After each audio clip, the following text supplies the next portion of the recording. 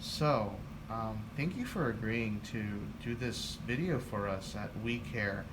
Um, I understand that you came in today to see one of our physicians, and can you tell me more about how that was? We're just here to review.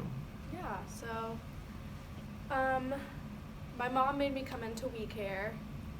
It's because I care. Because I was having problems with my fingers, toes, and ears. Whenever I would be cold or stressed out, they would turn white. I'd get tingling, pins and needles. It was really painful, very distracting. It was hard to use my hands. She complains about it all the time. All the time, apparently. So I came in to figure out what was going on, and I luckily got a diagnosis today. And so this was my story.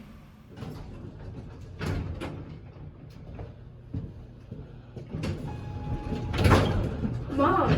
Sorry, I just felt like I needed to come with you. I thought you weren't coming. I can't let you go up there alone. Why not? I'm 18. This is just the first time you've been by yourself, and Mom, I'm fine. I don't want to sit there by myself Mom, I can do because I this want to by wonder myself. what's going on with you upstairs. It's fine.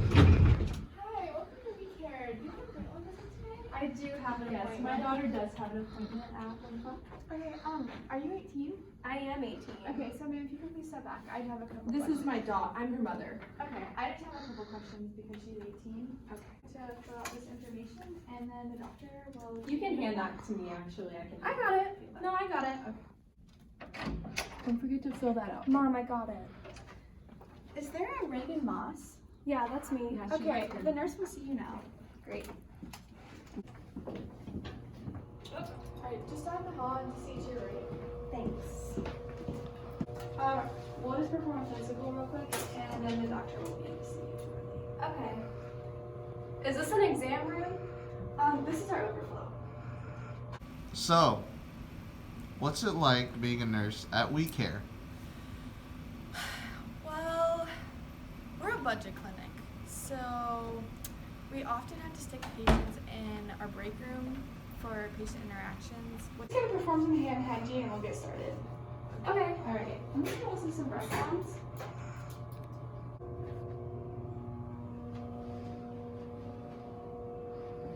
Alright, well your physical assessment looks good. Do you have any other questions or concerns? Nope, all good for today. Actually, she's been having some things going on that we need to talk to you about, or either the doctor, Mom, I told you it's fine. It's not a big deal. but it's not fine, and it is a big deal. Let me go get the nurse practitioner and I'll be right back.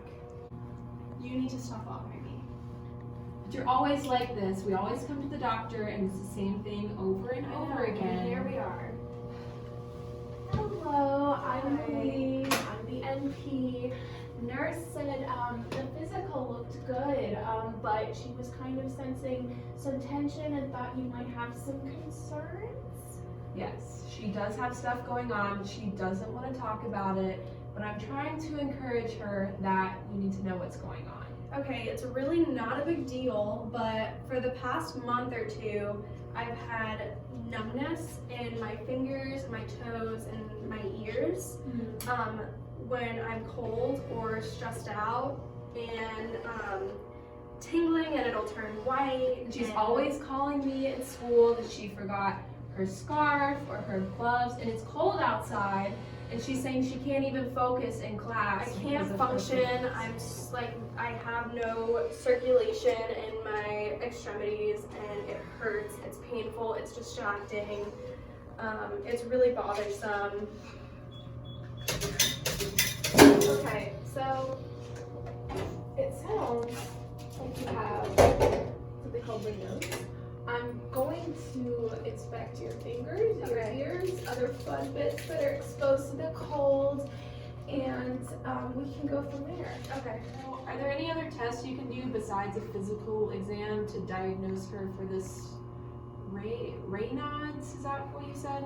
That's the one. So you can also, there's a diagnostic test, not too fun, but putting the fingers in ice water to replicate the reaction you're having now in our lovely cold weather. Or you can do oil immersion on a microscope, put a drop of oil on the fingernail, and they will look at the capillaries on your fingernails. Your nurse practitioner said that they are suspecting Raynaud's for you, so we're going to run a couple of diagnostic testing to just confirm.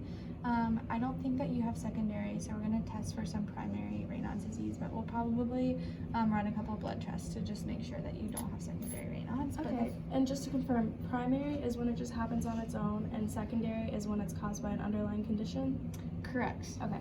So our first test that we're going to do, I'm going to place this device on your finger, and I'm going to ask you to stick your hands in the water until this ice water, and it's going to change your body temperature. And then I'm going to ask you to leave it in there for about 2 minutes. Okay. And then after that, we're going to come back out, and this device that you put on your finger, we're going to leave on your finger for 15 to 20 minutes. And if your body temperature returns back to normal within 15 minutes, you're within normal range. But if it takes longer than 15 minutes, we are going to suspect Raynaud's. Okay.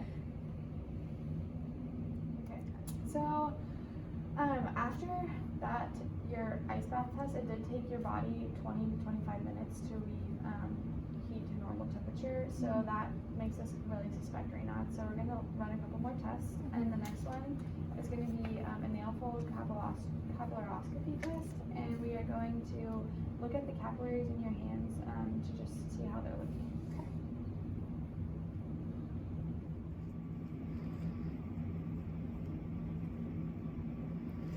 So your capillaries are looking a little abnormal. I'm having trouble seeing them, so that is also going to further confirm your diagnosis with Raynaud's. But we're going to do some blood testing, if you don't mind, and we're going to take an erythrocyte sedimentation rate and an ANA testing, which is an anti-nuclear antibodies testing, and we're just going to test for any autoimmune disorders to further confirm that you have primary and not secondary Raynaud's. Sounds good. All right, thanks. So Raynaud's is not curable per se, but there are a lot of things you can do to manage the symptoms.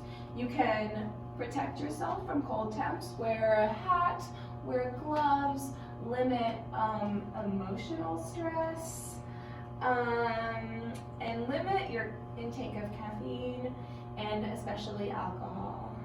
She doesn't drink. Yeah, you can also take steps to stop an attack once it starts, believe it or not. Really? Yeah, so if you can find a way or a place to warm up your hands and your toesy woesies and your other exposed bits, and you can place your hands under your armpits, run Like warm this? water. Exactly. Yeah, okay. Exercise helps a lot. That'll dilate the old capillaries. Are there any medications that can help Miss Raynaud's besides her just warming up her fingers and toes, or what? So for a mild case like yours, we actually wouldn't prescribe anything. There are some medications that can trigger attacks if you just want to be on the lookout for it. Those would include certain cancer meds and possibly birth control. Oh, none of that. So any other questions or concerns? I think that just about covered it. Lot to think about. Thank you.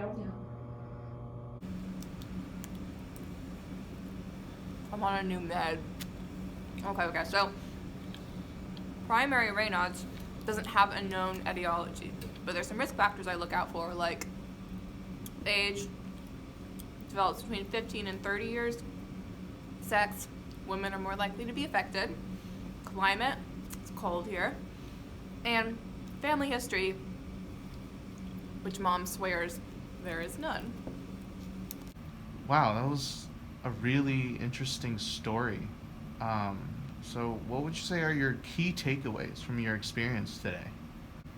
Today, I was diagnosed with Raynaud's.